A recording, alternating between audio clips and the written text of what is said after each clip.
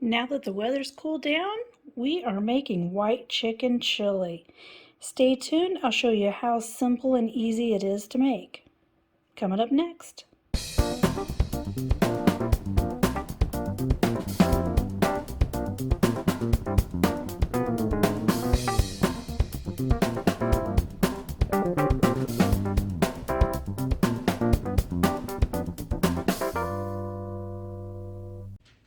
Hello friends and welcome back and happy fall because it has really cooled down quite a bit after the heat wave of a summer we've had. Today I'm going to show you how to make my husband's white chicken chili. So this is a recipe from the time that we started dating. He was making this soup. He would make a huge stock pot of it, and he and his roommate would eat on it. So he usually made it on Sundays when I was at his house, and so it was usually pretty hot and spicy. So I'm not making mine nearly as spicy. But it's really easy to make. It's different from most white chicken chili recipes I've seen. So I hope that you will enjoy it. So let's get started. All right, so let's get started on our white chicken chili. So I do have a pot with some water on that's boiling. And we're going to use tomatillos and jalapenos for our sauce. And I've got 2, 3, 4, 5, 6, 7, about 10 tomatillos here, and then I've got a couple others. So if you don't know what a tomatillo is, basically it's kind of a tart, I don't want to say tomato, but you can use it in place of tomatoes. They use it in a lot of Hispanic and southern Southwest cooking, and you're going to find these in the grocery store near your peppers, so near your jalapenos, serranos, your anchos, all those peppers. And this is typically the size, so it's just going to have this papery stuff on it. You just peel that off, and then you want to rinse them off really good because they do have a sticky residue. Now I wanted to show this one because this one is a large one. They don't usually, at least here where I'm from, we don't usually get them this big, but we had several, so you can see the difference. So this one is at least double, if not triple, the size of this little one. So I'm going to rinse these off.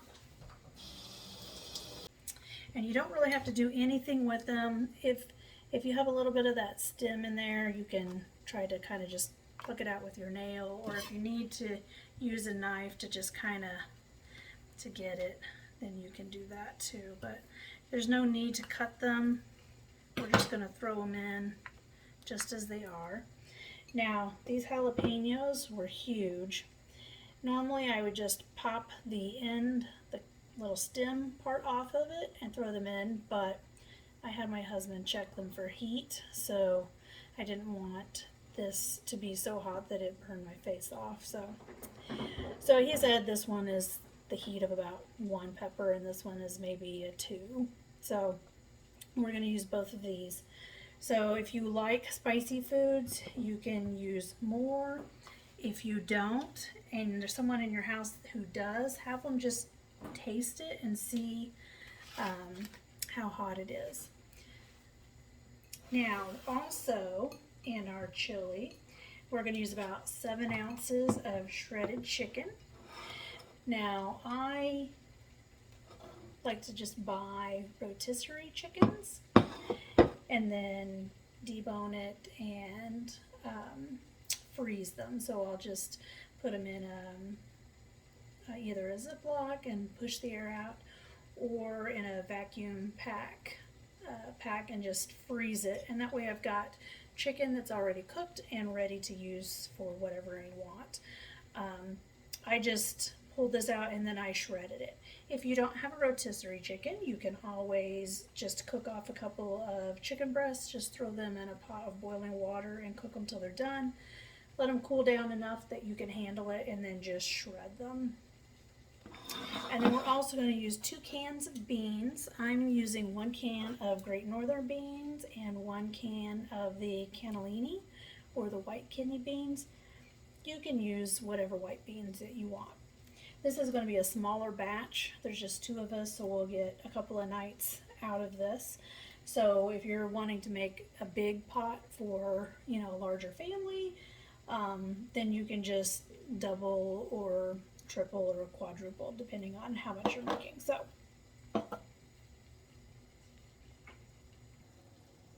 alright, so here is my pot of boiling water, and I'm just going to put these in. I might need to add some more water because I've had it on for a while. And it doesn't have to be boiling at first. You just put your tomatillos and jalapenos in. Oh, that'll be plenty. And then put the water in and then bring it up to a boil. So we're just going to let these cook for probably about 10-ish minutes. I'll show you what they look like when they're done. Alright, so the tomatillos and jalapenos have been cooking. It's probably been about 10-12 minutes. And you can see how they've changed in color. This one I just flipped over, so you can see how green it is there and how it's changed. But it's done. You can see how it's starting to fall apart. Usually they'll split like so. So that's when you know they're done, when they start splitting. So we're just going to turn that off. And then in my blender, we're just going to add all of these.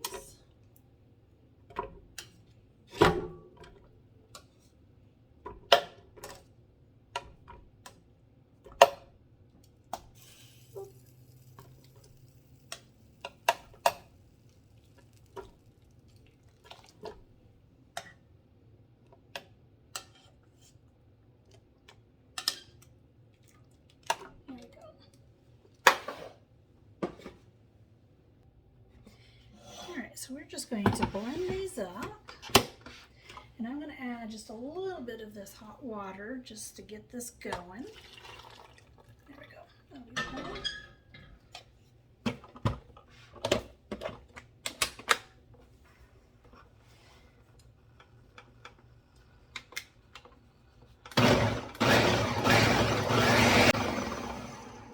All right, so you're really just wanting to blend it up so that it's not got big bits in there, so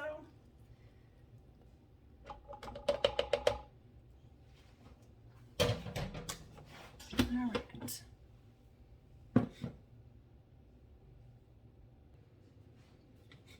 Alright, so we're just going to add this to our big stock pot. And then I'm going to take the water that's left over. I'm just going to pour, I have a 2-cup measure here, so I'm just going to pour that in there. And then I'm going to add some chicken base, so about that much, into that hot water so it can dissolve.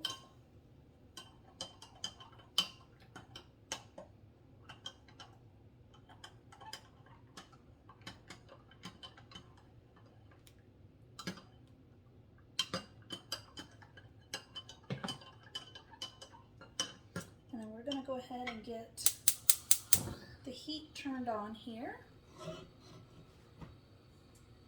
Now the beans, I rinsed them just so that they didn't have that starchiness on them. So we're going to add that. And then we're going to go ahead and add our chicken.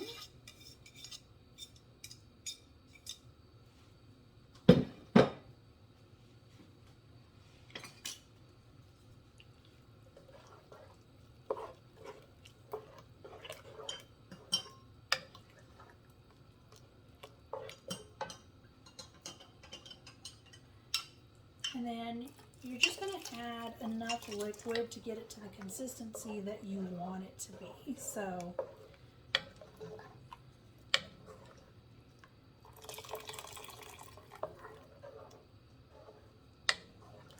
I don't mind if mine's a little bit thinner.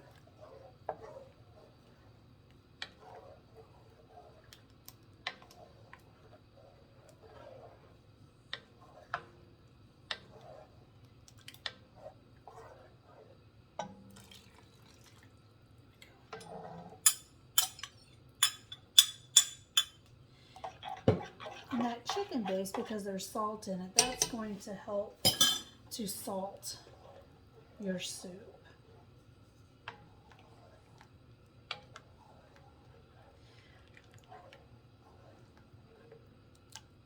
So we may need to add some more chicken base, but we'll see. So we're gonna let this just come up to a boil, and then we'll taste it and see where we're at. All right, so I tasted it, and it definitely needs some more chicken base. So I'm just gonna add a spoon, good spoon, and with just a tiny bit of water. I have maybe a quarter of a cup of that water left over from where we cooked the tomatillos and jalapenos. So I'm just going to mix this in, try to get it dissolved.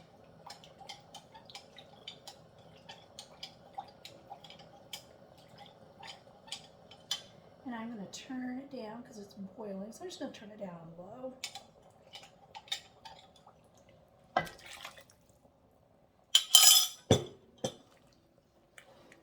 That in there.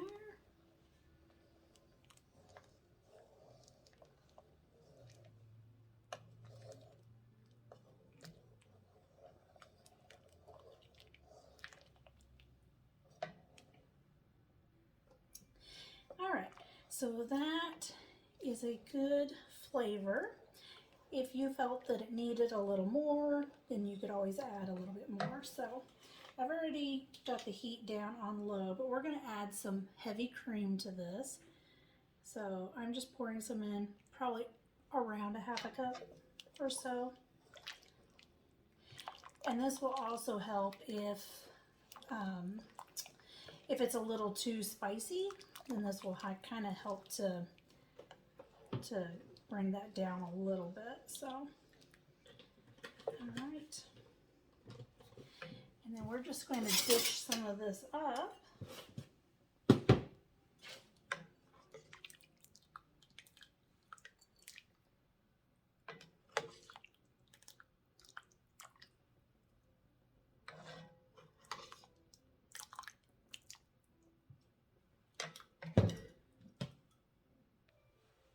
So we dish this up, and then we like to just serve it with some shredded cheddar cheese. So you just put that on there like so. One thing I like to do, I always keep a container in the fridge with shredded cheese. I just buy the block cheese and then grate it myself. It's actually cheaper that way, and actually it tastes better, it's fresher, and it will melt. A lot of times your bagged cheeses that are pre-shredded, they put a chemical on there to keep it from clumping or sticking together, but it also keeps it from melting very nicely. So it's just so much easier just to buy a block, shred it.